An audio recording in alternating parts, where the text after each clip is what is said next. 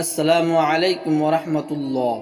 محترم سامعین کرام، آج ہم بات کریں گے حضرت جنید بغدادی رحمۃ اللہ علیہ کی کرامت کے بارے میں۔ حضرت جنید بغدادی رحمۃ اللہ علیہ کے دور میں ایک امیر شخص تھا جس کی بیوی رشک قمر اور پری چہرہ تھی۔ اس عورت کو اپنے حسن پر بڑا ناز تھا۔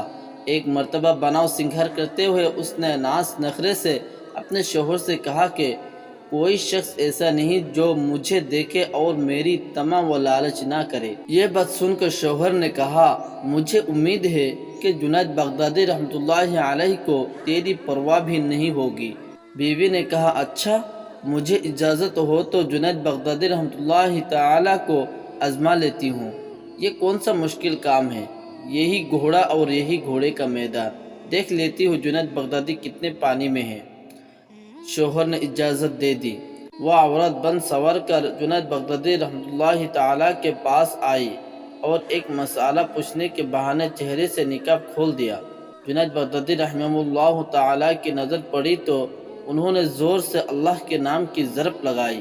اس عورت کے دل میں یہ نام پیوست ہو گیا، اس کے دل کی حالت بدل گئی۔ وہ اپنے گھر واپس آئی اور سب ناز نخرے چھوڑ دیے۔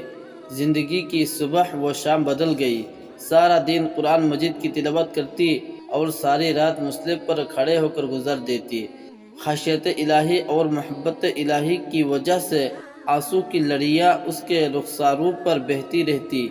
اس عورت کا شوہر کہا کرتا تھا کہ میں نے جنید بغدادی رحمہ اللہ تعالی کا کیا بگاڑا تھا کہ اس نے میری بیوی کو راہبہ بنا دیا اور میرے کام کا نہ چھوڑا۔